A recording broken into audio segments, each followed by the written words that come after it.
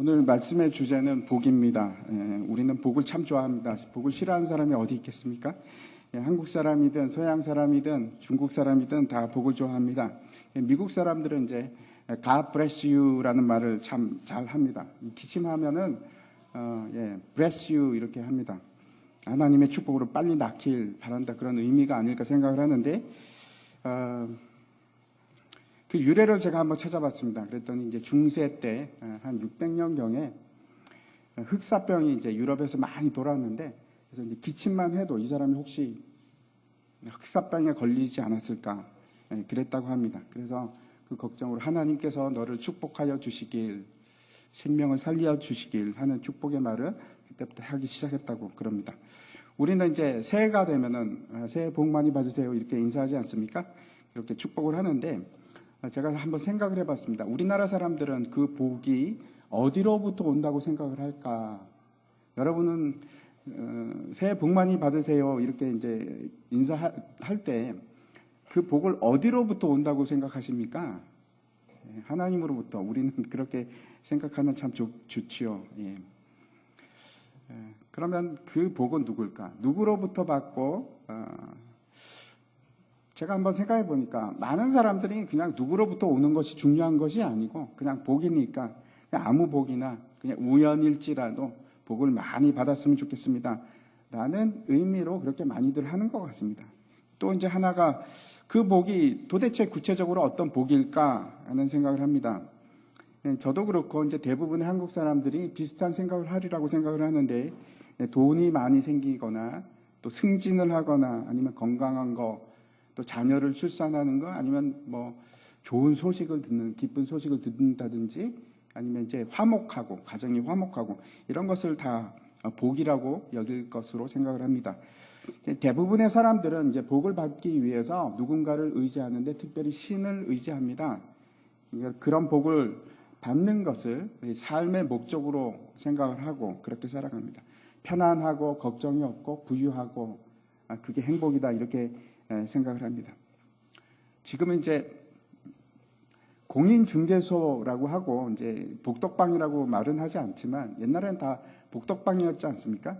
복덕방이라는 뜻이 복을 주고 복을 주고 덕을 끼치는 터, 그걸 이제 거래하는 곳을 복덕방이라고 했습니다. 우리나라 사람들은 이제 로또를 복권이라고 합니다. 복을 받을 수 있는 그 증서, 그런 뜻이겠죠. 또 나라에서 하는 사회 사업을 다 복지 사업이라고 이제 말을 합니다. 이제 복이라는 말이 한자어지 않습니까? 근데 저게 도대체 무슨 뜻일까? 중국 후한 때에 허신이라는 사람이 있었습니다. 이 사람이 이제 한자를 집대성한 사람이기도 한데 자전을 썼습니다. 그 설해 문자라는 자전을 썼는데, 거기 이제 복에 대해서 기록한 말이 있습니다. 뭐라고 하는가 하면, 참된 복은 부요, 부가 곧 복이라라고 이제 기록을 하고 있습니다. 이제 우리가 생각하기에 그래, 뭐 복은 결국 부유한 것이구나라고 간단하게 생각할 수도 있지만, 이 부라는 단어가 그러면 도대체 무슨 뜻인가 또 한번 생각을 해봐야 됩니다. 잘 보시면 저 부자나 복자나 그렇죠. 부수만 틀리고 똑같은 단어입니다. 내용입니다. 저기서는 이제 간머리, 집이란 뜻이지 않습니까? 간머리가 있고 날일자, 입구자, 밭전자 이렇게 되어 있는데, 저게 도대체 무슨 뜻일까 하는 겁니다. 간머리, 저건 이제 집이라는 뜻인데, 그 뜻이 뭔가 하면 세우다 그런 뜻입니다. 만들다, 건축하다 그런 뜻입니다. 뭘 건축한다는 뜻일까요? 그 밑에 보면 이제 밭전자가 있습니다. 근데 이제 밭전자를 우리는 그냥 밭이라고 생각을 하는데, 사실은 저 유래가 밭 모양이 아니고 저거는 성경적인 근원을 가지고 있습니다. 이제 여러분도 아마 들어보셨겠지만 고대 한자들이 굉장히 창세기와 유사합니다. 그래서 많은 사람들이 거기에 대해서 여러 가지 얘기들을 하고 있는데, 저기도 보면 이제 밭전자라는 것이 어떤 모양인가 하면 저게 페르시아 정원입니다. 제가 이제 이란에 있었으니까 잘 압니다. 페르시아 정원, 이란 정원의 원형이 저렇게 생겼습니다.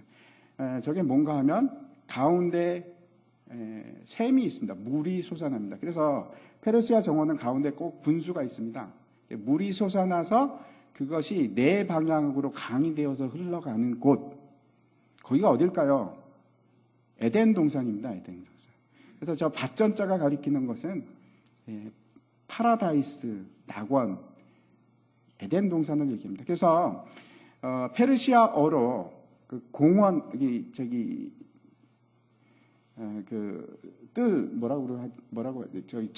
정원을 갖다가 파르디스라고 합니다. 파르디스. 우리나라식으로 읽으면 파라다이스입니다. 낙원입니다. 낙원에 하나님께서 낙원을 세우시고 거기에 누구를 두는가 하면 하나의 잎, 그 잎자는 항상 누구를 얘기하는가 하면 사람을 얘기합니다. 한 사람을 두셨다. 그게 부유함이랍니다. 부유함. 그래서 부유함이라는 것은 돈이 많다 이런 뜻이 아니고, 실제로는 원래는 재물이 많은 것이 부유함이 아니고 하나님께서 에덴 동산에 사람을 두신 것이 그게 바로 부유함입니다. 똑같습니다. 이제 복자도 마찬가지인데, 복자 다시 한번 넘겨주시겠습니까? 그 다음에, 복자를 보면은, 저기는 이제 부수가 볼시자가 있지 않습니까? 근데 볼시자는 보다 하는 뜻도 되지만, 저거는 이제 신을 뜻하기도 합니다. 귀신. 근데 귀신은 아니고 하나님. 그래서 하나님께서 에덴 동산에 사람을 두신 것이 복입니다. 믿으십니까? 그게 복이 맞습니다. 사도 바울이 하나님께서 우리에게 신령한 복을 주셨다라고 하는데, 그 복이 도대체 무엇인가? 오늘 이제 에베소서를 통해서 우리가 함께 살펴보고자 합니다. 지난주까지 이제 우리가 1절과 2절 말씀을 통해서 수신자와 또 받는 사람, 보내는 사람, 그리고 인사까지 우리가 이렇게 살펴봤고, 오늘부터 이제 3절에 들어가는데, 3절부터 에베소서의 본론이 시작됩니다. 그게 이제 긴 본론이 어디 가서 끝나냐면 이제 뒤로 쭉 넘어가는데, 일단 첫 번째 단락이 1장 끝에서 끝납니다. 1장 끝에서 끝나는데, 오늘 한번 그 본문을 보시면은 이제 1장 끝까지 제가 이제 간단하게 그 내용이 어떤 건가 하면, 교회가 세워진 근거, 교회가 왜 세워졌는지 그 근거에 대해서 1장에서 얘기를 하고 있습니다. 그 내용이 뭔가 하면, 하나님의 구속 예정이, 하나님께서 그 예정했던 구속이 그리스도로 말미암아 성취되었다 하는 것이 1장의 내용입니다. 오늘 우리가 이제 3절 한 절만 읽었는데, 가지고 계신 성경 한번 보시기 바랍니다. 성경을 쭉 보시면은 3절부터 시작해갖고 문장이 쭉쭉쭉 이어지지 않습니까? 그래서 어디서 끝납니까? 몇 절에서 끝나는지 한번 보시기 바랍니다. 6절에 보면 이제 동사가 것이라 해서 끝나는 것으로 나옵니다. 그렇죠? 그런데 사실 여기서 끝나는 것이 아니고 계속 이어집니다. 한 문장이 계속 이어져서 그게 어디서 끝나는가 하면 사실은 14절에서 한 문장이 끝납니다. 굉장히 긴 문장입니다. 그런데 왜 우리는 6절에서 이렇게 끊었는가? 아마 이제 영어 성경의 영향을 받아서 너무 기니까 이제 한번 끊은 것 같습니다. 그 뒤에도 또 몇 번 끊는데, 그런데 실제로는 한 문장입니다. 그 내용이 무엇인가? 처음 우리가 이제 3절을 보면은 시작이 어떻게 됩니까? 찬송하리로다 하는 말로 시작을 합니다. 그리고 나서 6절 한번 보십시오. 6절에 보면은 뒤에 보면 그의 은혜의 영광을 찬송하게 하려는 것이라 이렇게 되어 있고, 또 14절에 보면은 12절에 보면은 그의 영광의 찬송이 되게 하려 하심이라. 또 14절 끝에도 마찬가지입니다. 그의 영광을 찬송하게 하려 하심이라. 계속해서 찬송 얘기를 합니다. 왜 찬송을 하는가? 첫 번째 내용이 그겁니다. 성부 하나님께서 우리를 구속하셨기 때문에, 구속하는 예정을 하셨기 때문에 그 하나님을, 성부 하나님을 찬송할지어다 이렇게 하는 것이고, 두 번째는 성자 하나님에 대한 찬송입니다. 성자 하나님께서 그 구속을 성취하셨기 때문에 너무나 기뻐서 찬송하리로다 라고 이제 얘기를 하는 것이고, 세 번째가 있습니다. 세 번째는 성령 하나님입니다. 성령 하나님을 찬송을 하는데, 왜? 그 성령 하나님께서 구속을 보증하고 계시기 때문에, 끌고 가시기 때문에, 절대로 그냥 두시지를 않기 때문에 그 성령 하나님을 찬송하는 겁니다. 이렇게 해서 이제 14절까지 내용인데, 다시 성부 성자 성자, 성령에 관한 찬송 얘기입니다. 그런데 다시 이제 오늘 본문인 3절을 보도록 하겠습니다. 같이 읽겠습니다. 시작. 찬송하리로다. 하나님 곧 우리 주 예수 그리스도의 아버지께서 그리스도 안에서 하늘에 속한 모든 신령한 복을 우리에게 주시되라고 되어 있습니다. 성경의 각 책들은 이제 각 곳마다 특별한 주제를 가지고 있습니다. 우리가 이제 창세기를 봤는데 창세기에는 하나님의 택하심, 선택에 관해서 그리고 시작에 관해서 그런 얘기입니다. 그리고 출애굽기에 가면 출애굽기는 그 주제가 너무나 뚜렷하게 나오는데 구원입니다. 레위기는 거룩함. 그런 식으로 이제 책마다 있습니다. 예를 들어 갖고 마태복음은 어떤 건가 하면 하나님의 나라, 왕국 거기에 대해서 얘기를 하고 있습니다. 그리고 갈라디아서 같은 경우에는 자유함. 그러면 에베소서는 뭘까요? 에베소서는 그 에베소서의 주제가 어디에 기록이 되어 있는가 하면 저 3절에 기록이 되어 있습니다. 이게 뭔가 신령한 복. 이루 말할 수 없이 신령한 큰 복, 모든 신령한 복. 거기에 대해서 기록하고 있습니다. 다시 말씀드려서 예수 그리스도 안에서 우리가 받는 신령한 복의 풍성함, 부요함, 그것이 에베소서의 주제입니다. 부할 부자, 복자. 먼저 이 첫 번째 이 복의 근원이 어딘가? 복은 어디로서부터 옵니까? 3절에 분명하게 기록하고 있습니다. 누구십니까? 하나님으로부터 옵니다. 모든 복의 근원은 하나님이십니다. 분명히 그렇게 기록하고 있는데, 근데 보시면은 하나님께서, 성부 하나님께서 예수 그리스도 안에 있는 우리를 부요하게 하시는 겁니다. 다시 3절을 보시면 그냥 하나님이라고 하지 않고 뭐라고 합니까? 하나님 곧 우리 주 예수 그리스도의 아버지께서, 예수 그리스도의 아버지께서 이렇게 이해하고 있습니다.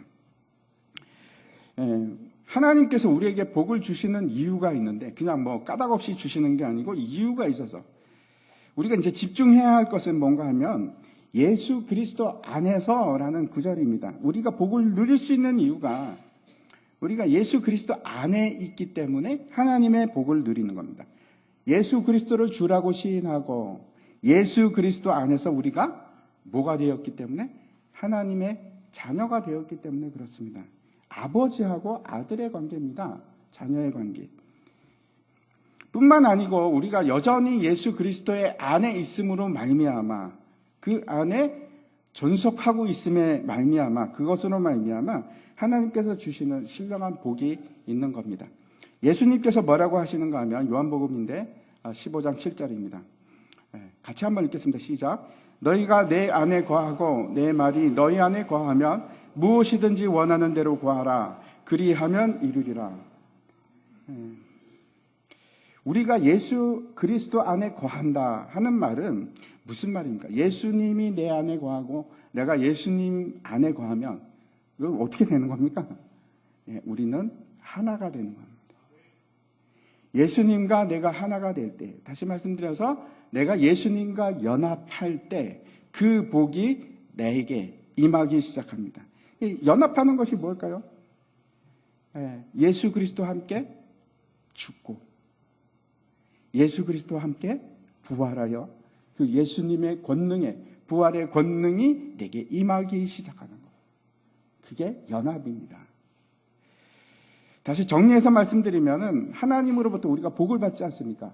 근데 그 복을 근거가 뭔가, 이유가 뭔가? 예수 그리스도가 하나님의 아들인데 그 하나님의 아들인 예수 그리스도가 우리가 연합해서 하나가 되어 있기 때문에 그러면 우리는 뭐가 되는 겁니까? 하나님의 자녀가 되는 거예요. 아버지와 아들의 관계, 아버지와 딸의 관계, 그게 된 겁니다. 그래서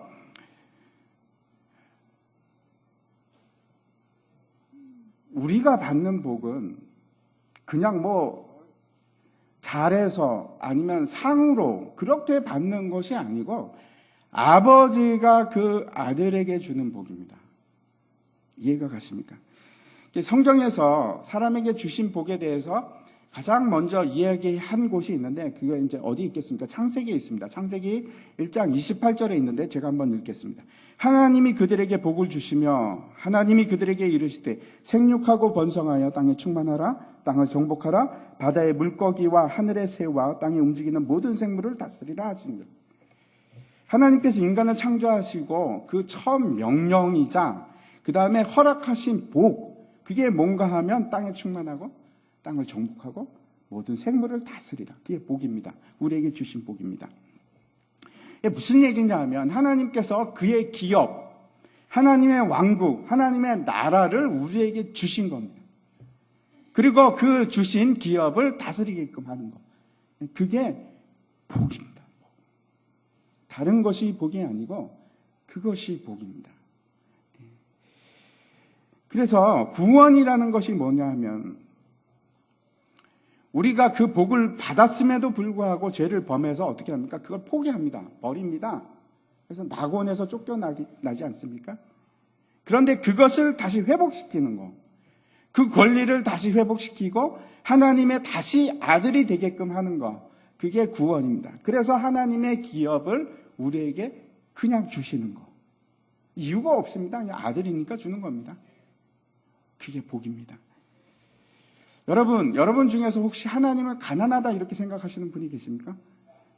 그럴 리가 없죠. 하나님이 어떻게 가난하겠습니까? 그렇게 생각하시는 분은 없을 겁니다. 하나님은 부하십니다. 그러면 세상이 얘기하는 세상에 가장 부유한 자라고 돈 많은 자라고 할지라도 그렇죠? 그가 가지고 있는 것은 하나님이 가지고 있는 기업에 비하면 비할 바가 못 됩니다. 어떻게 그걸 비교하겠습니까? 그런데 만약에 우리가 예수 그리스도 안에서 누릴 그 신령한 복이 세상에 있는 복과 비교를 한다면 어떻습니까? 하나님의 복과 세상 부자들이 가지고 있는 복과 비교를 한다면 비교할 수가 없습니다. 우리의 복이 훨씬 더 크고 가치가 큽니다. 세상 사람들이 가지고 있는 부유함은 하나님 것에 비하면 비교할 가치 자체가 없습니다. 세상에서 이제 가장 부유한 사람으로 우리가 흔히 빌 게이츠를 얘기를 하는데 한번 생각해 보시기 바랍니다. 만약에 그 빌 게이츠가 여러분에게 부유함을 준다고 하면 그럴 리는 전혀 없죠. 그럴 리가 있겠습니까? 그런데 그냥 생각하는 겁니다. 빌 게이츠가 여러분에게 부를 준다고 하면 하나님께서 우리에게 주는 그 부요함과 실제 질이나 양에 있어서 빌 게이츠가 주는 부요함이 크겠습니까? 아니면 하나님께서 우리에게 주시는 부요함이 크겠습니까? 당연히 하나님이 크지 않겠습니까? 온 세상을 통치하시고 온 세상의 주관자가 되신 하나님께서 그 기업을 우리에게 주는데 어떻게 비교가 되겠습니까? 그냥 우리가 그냥 일반적인 세상 사람들이 말하는 복을 구한다고 할지라도 한번 생각해 보시겠습니다. 나는 누구를 택할 건가? 빌 게이츠를 택할까? 아니면 하나님을 택할까? 아니면은 귀신이나 우상을 택해서 그 귀신으로부터 복을 달라고 할까? 여러분도 누구를 택하시겠습니까? 뻔하지 않습니까? 우리는 하나님을 택할 수밖에 없습니다. 비교가 안 됩니다. 어떻게 비교를 할 수 있겠습니까? 그런데 그것보다 더 핵심적인 것은 세상에 속한 모든 복은 사실은 그 근원이 하나님이기 때문에 세상의 모든 것은 하나님 것이기 때문에 세상 다른 곳으로 오는 복을 우리가 복이라고 할 수가 없습니다. 복은 누구로부터 오는 겁니까? 하나님으로부터 오는 겁니다. 모든 복의 근원은 하나님이십니다. 이제 두 번째 우리가 생각해 볼 것이 있는데 그것은 우리가 받을 복의 범위입니다. 우리가 받을 복의 범위는 우리가 받는 복은 어떤 건가 하는 문제인데 사도 바울은 그것을 뭐라고 얘기하냐면 우리가 받는 복은 모든 신령한 복이다 이렇게 말씀하고 있습니다. 다시 한번 3절 한번 보여주십시오. 보면은 그리스도 안에서 하늘에 속한 모든 신령한 복을 우리에게 주시되라고 기록을 하고 있습니다. 이 모든 신령한 복이라는 것이 도대체 뭘까? 신령한에서 딱 걸리지 않습니까? 야, 이건 뭐지? 어떤 것을 신령한 복이라고 할지? 신령하다 하는 것이 어떤 뜻입니까, 여러분? 그게 무슨 뜻이라고 생각하십니까? 제가 한번 사전을 한번 찾아봤습니다. 그랬더니 우리말로는 신령하다 하는 것이 신기하고 영험하다 그런 뜻입니다. 그래서 일종의 어떤 뜻인가 하면 신이 내린 상태, 그걸 얘기를 합니다. 옛날 한글 개역 성경을 우리가 썼는데 거기 보면 대표적으로 신령한이라는 단어가 나오는 곳이 있습니다. 어디입니까? 요한복음에 나옵니다. 하나님은 여기시니 예배하는 자가 신령과 진정으로 예배할지니라, 이렇게 되어 있지 않습니까? 그 신령이라는 것이 뭘까요? 신기하고 좀 떨리는 거, 이런 걸로 우리가 오해할 수 있는데 사실은 그런 의미가 아니고 영이라는 단어입니다. 신령이라는 것이 영입니다. 그래서 지금은 우리 개정 성경을 보면은 신령과 진정으로 예배할지니라 그렇게 되어 있지 않고 어떻게 되어 있습니까? 영과 진리로 예배할지니라 이렇게 되어 있습니다. 신령이 아니고 영이 맞습니다. 영인데 영어로 하면 spirit 그런 뜻입니다. 근데 그 영은 도대체 무슨 영일까요? 내 영혼을 얘기하는 겁니까? 아니면 내 마음을 얘기하는 겁니까? 그렇지 않으면 귀신의 영일까요? 예? 어떤 영입니까? 성령입니다. 성령입니다. 똑같습니다. 여기서도 마찬가지입니다. 이 신령한이라고 되어 있지만 이 신령한은 어떤 뜻입니까? 성령이라는 뜻입니다. 성령.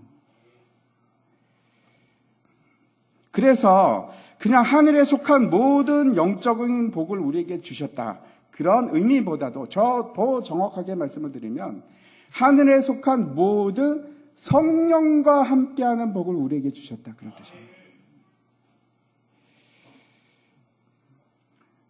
직접적으로 이 복에 대해서 13절, 오늘 이제 본문에 에베소서 1장 13절에 말씀을 하는데 한번 보도록 하겠습니다. 같이 읽겠습니다. 시작. 그 안에서 너희도 진리의 말씀, 곧 너희의 구원의 복음을 듣고 그 안에서 또한 믿어 약속의 성령으로 인치심을 받았으니, 이게 신령한 복입니다. 신령한 복. 성령과 함께하는 복. 또 있습니다. 또 데살로니가전서 1장 5절 말씀 한번 보여주십시오. 제가 읽겠습니다. 이는 우리 복음이 너에게 말로만 이른 것이 아니라 또한 능력과 성령과 큰 확신으로 된 것임이라. 우리가 너희 가운데서 너희를 위하여 어떤 사람이 된 것은 너희가 아는 바와 같으니라. 우리가 복음을 믿는다는 것은 그것은 내 의지를 통해서 내가 믿어주지 아니면 내가 결심해야지 하는 거 아닙니다. 내가 작정해서 그렇게 된 것이 아니고 성경은 그 믿음을 뭐라고 얘기합니까? 하나님이 우리에게 주신 선물이라고 얘기를 합니다. 누구를 통해서? 성령을 통해서. 뿐만 아니고 그 성령께서 우리에게 확신을 주시는데, 그게 어떤 확신입니까? 이제 앞으로는 그 성령께서 우리를 끌고 가시는 그겁니다. 하나님을 바라보게 하고 끝까지 하나님의 길을 따라가게끔 하고. 그게 복입니다. 내가 잘나서, 내가 노력해서, 그래서 주시는 것이 아니고 그 신령한 복은 하나님께서 우리에게 선물로 주십니다. 누구를 통해서? 성령을 통해서. 그게 성령과 함께하는 신령한 복입니다. 그런데 그렇다면 성령을 통해서 믿음으로 구원을 이루게 하는 것, 그것만이 복입니까? 만약에 그렇다고 하면 여기서 그걸 모든 신령한 복이라고 얘기하지 않았을 겁니다. 우리 이제 그 3절에 보면 모든 신령한 복수입니다. 복수. 하나가 아니고 복수입니다. 구원의 복만을 얘기하는 것이 아니고 모든이라고 얘기를 합니다. 모든이라는 것은 그렇게 이해하기 어려운 단어가 아니지 않습니까? 많다는 뜻이지 않습니까? 다라는 뜻이지 않습니까? 누구나 다 알 수 있습니다. 다시 말씀드려서 하나님께서 우리에게 주시기로 한 그 복은 우리에게 최소한의 필수 불가결한 그런 구원만 주시기로 작정하신 것이 아니고 모든 것을 주셨습니다. 믿으십니까? 모든 것을 주셨다니까요. 우리가 누릴 수 있는 그 풍성한 하나님의 신령한 복이 그게 어떠한 것인가? 저와 여러분이 깊이 좀 깨달았으면 좋겠습니다. 그게 얼마나 풍성한 복인가? 베드로후서에서는 이 모든이라는 것에 대해서 다시 한번 얘기하고 있는데 1장 3절입니다. 제가 읽겠습니다. 그의 신기한 능력으로 생명과 경건에 속한 모든 것을 우리에게 주셨으니 모든 것을 주셨다고 얘기합니다. 이는 자기의 영광과 덕으로서 우리를 부르신 이를 알므로 말미암음이라. 이 신기한 능력이라는 것은 전능하신 하나님의 능력인데 세상을 창조하시고 주관하시는 그 하나님이 우리에게 뭘 주셨습니까? 생명과 경건을 주시는 겁니다. 그걸 통해서 어떻게 하라고? 하나님의 영광을 보라고, 하나님의 덕을 보라고. 이게 무슨 말인가 하면 우리가 예수를 믿는다는 것은 그냥 1차적인 것이 아니고 정말 놀랍고 익사이팅하고 흥미롭고 참을 수 없는, 그래서 알고 봤더니 내가 찬송하지 않을 수가 없는, 이해하십니까? 그런 복이라는 뜻입니다. 물론 그래서 우리가 낙담하고 슬퍼하고 그런 일이 없다는 것은 아닙니다. 그런데 여러분, 그걸로 끝나는 것이 아니고 항상 반전이 있습니다. 반전이. 언제나 놀라운 비밀이 있는 것을 깨닫는 겁니다. 이게 슬픔인 줄 알았는데 기쁨이네. 이렇게 놀라운 일이 이 속에 있었다니. 그리고 기뻐하는 반전이 있습니다. 믿으십니까?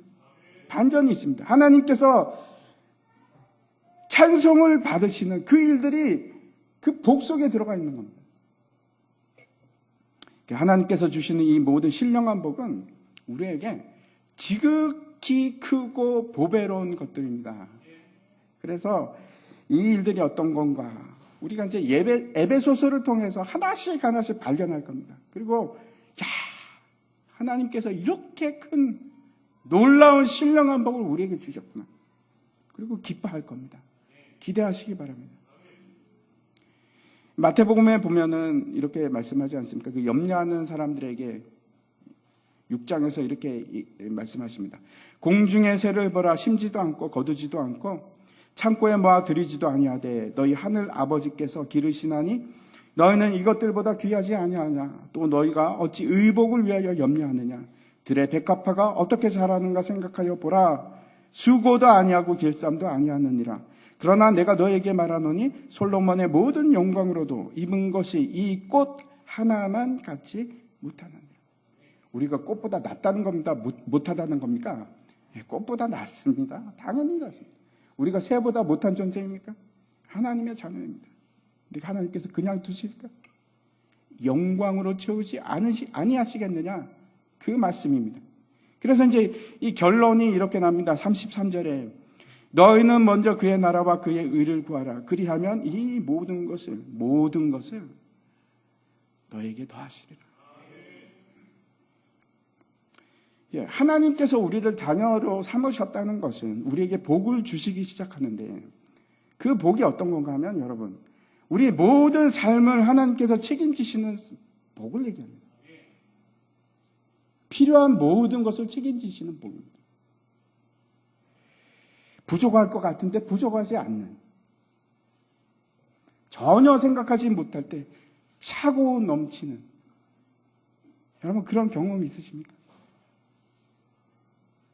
막 부족할 것 같은데 이게 뭐지?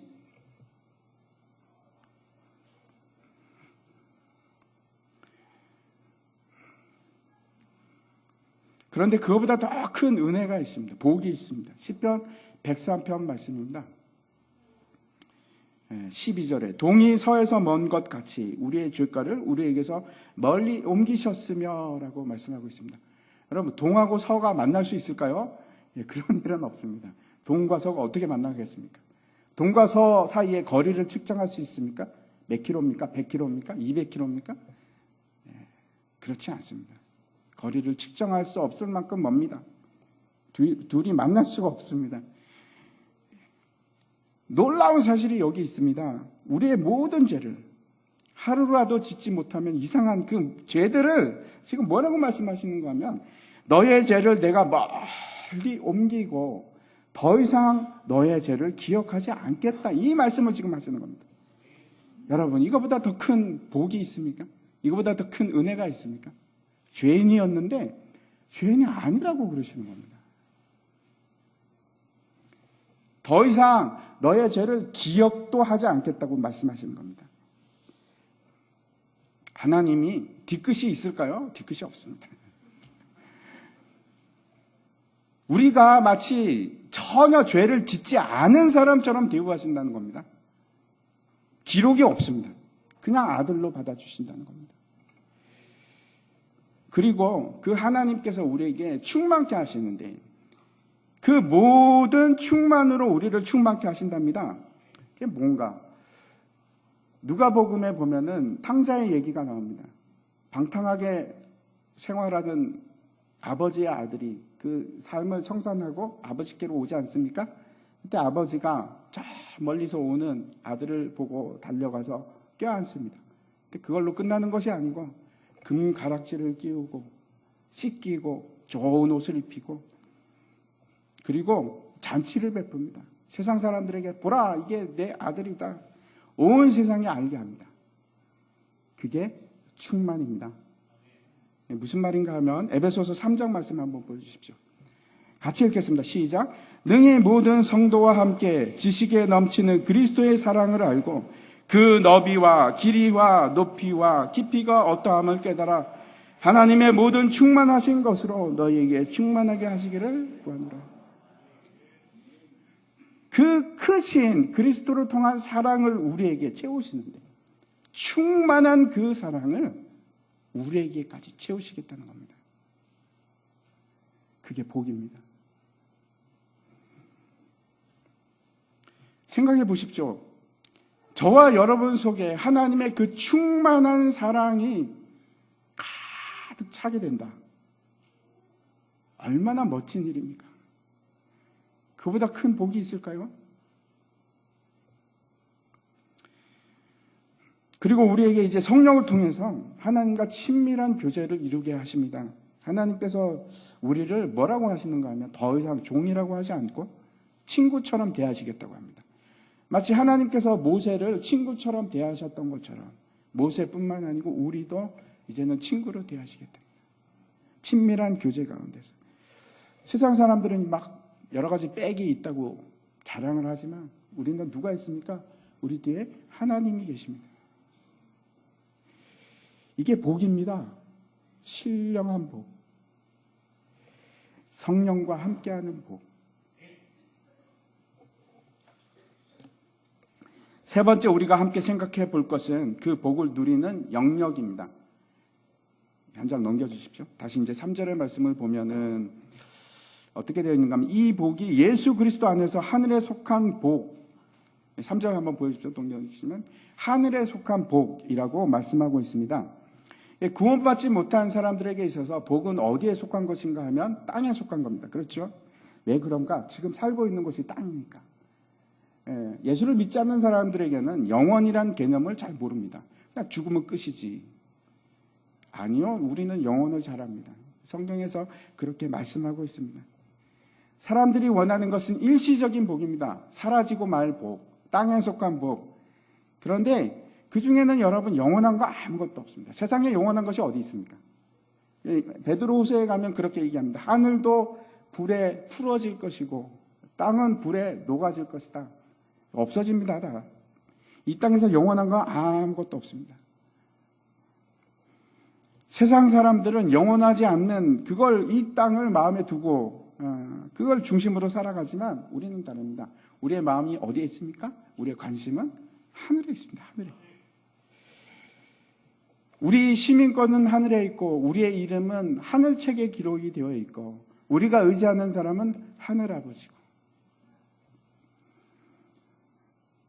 진짜 우리가 관심을 두고 있는 것은 이 땅이 아니고 하늘입니다. 우리가 다시 한번 이 하늘에 속한이라고 할 때 하늘의 정확한 개념을 좀 확인했으면 좋겠습니다. 그 하늘의 첫 번째 뭘 우리가 떠올릴 수 있는가 하면 예수 그리스도. 예수님이 지금 계신 곳이 하늘입니다. 하늘. 그런데 그 하늘에서 보좌에 앉아 계십니다. 그게 하늘인데 에베소서 2장 5절과 6절을 하면 아주 놀라운 기가 막힌 말씀을 하고 계십니다. 같이 한번 읽겠습니다. 시작. 허물로 죽은 우리를 그리스도와 함께 살리셨고 너희는 은혜로 구원을 받은 것이라. 또 함께 일으키사 그리스도 예수 안에서 함께 하늘에 앉히시니. 지금 뭐라고 얘기를 하고 있습니까? 하늘에 예수님께서 앉아 계신데 거기에 누구랑 같이 앉아 계신다고요? 우리랑. 우리가 지금 이 순간에 예수 그리스도와 함께 그 보좌에 앉아 있다는 겁니다. 우리는 두 가지 영역 속에서 살아갑니다. 하나는 보이는 영역과 또 하나는 보이지 않는 영역. 그렇게 있습니다. 땅에 살아가지만 동시에 보이지 않는 영역, 하늘에 살아가는 자들이 누군가? 우리들입니다. 영적으로는 예수 그리스도와 함께 보좌에 앉아 있고 땅에서는 우리가 여기서 이렇게 살아가고 있습니다. 그렇지만 그렇죠. 우리가 실제로 우리가 느끼고 감사하고 기뻐할 수 있는 이유가 있는 것은 뭔가 하면 우리가 지금 그 하늘 보좌에 있는 그 기쁨입니다. 그걸 누리고 살아가는 겁니다. 사도 바울이 이 편지를 에베소서를 쓴 곳이 어딘가 하면 로마에 있는 감옥입니다. 근데 그가 누리고 살았던 곳이 어딘가? 천국입니다. 하늘나라, 하늘에 속한 자이기 때문에 우리는 그러면 그럴 수 없습니까? 왜 없습니까? 우리도 똑같습니다. 사도 바울이 누렸던 그 하늘의 보호자와 하늘에 속한 자로서의 복을 우리도 동일하게 누리고 살아가는 겁니다. 언제? 예수 그리스도 안에 있을 때. 제가 이제 그 한 가지 이야기를 드리고 이 말씀을 마치려고 하는데 어떤 이제 기자가 소록도에 가서 아들과 함께 살고 있는 아버지를 만났습니다. 그 얘기가 이제 그 시장이 이제 60년대부터 시작을 하는데 그 아들이 문둥병에 걸렸습니다. 11살 때. 그래서 그 아들을 데리고 이제 소록도로 내려가게 되는데 참 기가 막히죠. 서울에서 소록도까지 가는데 한참이 걸립니다. 가다가 아이가 잠들었을 때 이런 큰 돌을 듭니다. 죽이려고. 아이가 자고 있는데 돌을 들어서 집어 던져서 아이를 죽이려고 하다가 돌이 빗나갑니다. 그래서 다시 이제 그 돌을 들고 죽이려고 했지만 이제 마음이 약해서 죽이지를 못합니다. 그래서 이제 깨워가지고 그 고흥으로 가서 전남 고흥에 가서 이제 배를 타고 소록도로 가야 되는데 배를 기다리는 겁니다. 배를 기다리다 보니까 그냥 오는 사람들이 다 문둥병 환자인데 여러분 보셨습니까? 제가 어릴 때만 해도 길거리에 참 많았었는데 눈, 코가 없고 귀가 없고 손이 다 뭉개져 있고 그런 사람들이 사람 같지 않아 보이는 그런 사람들이 막 기다리고 있는 겁니다. 근데 이제 아이는 아직 자기 아이는 그 정도가 아니고 이제 시작 단계니까. 그래서 아버지가 그럽니다. 아들을 데리고 바닷가로 갔고 너랑 나랑 죽자. 저렇게 살아서 뭐 하겠니? 그래서 바닷속으로 들어갑니다. 바닷속에서 물이 이 정도 찰 때 아이가 막 울면서 한 장 넘겨주시기 바랍니다. 아버지, 나는 문둥이라서 죽어도 좋은데 아버지는 왜 죽으십니까? 사셔야죠.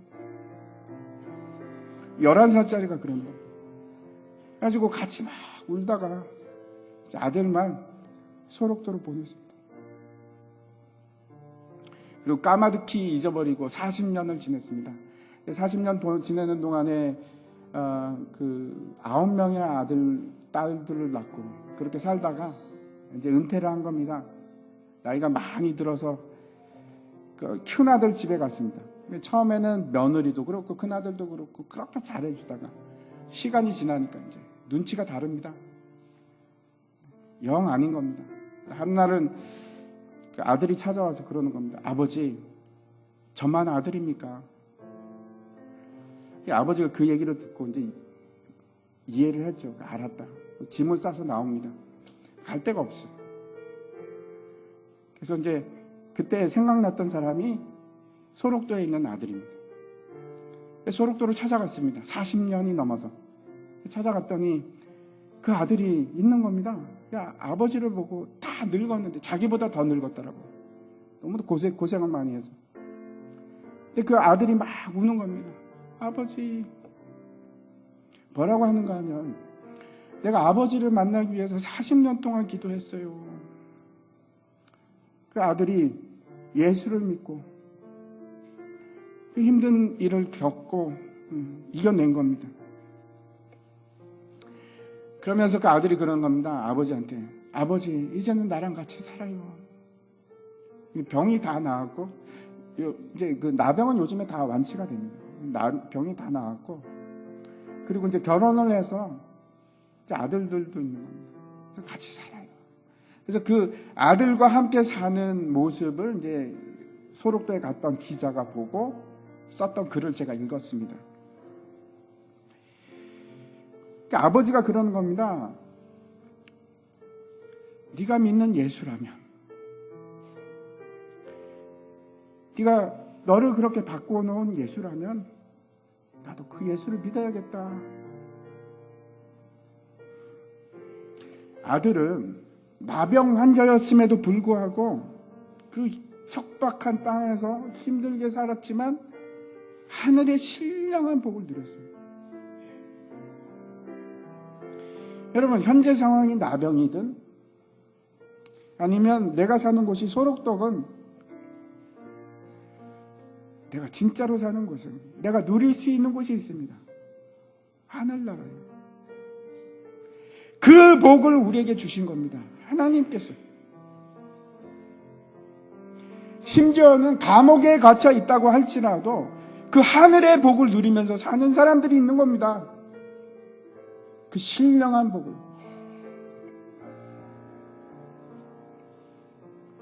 하나님께서 우리에게 주시는 복이 바로 그런 겁니다. 성령과 함께하는 복이고, 우리를 부족함이 없게 모든 것을 다 채워주시는 복이고, 그래서 하늘나라를 누리게끔 하는 복입니다. 다 함께 일어나셔서 우리 함께 찬양했습니다.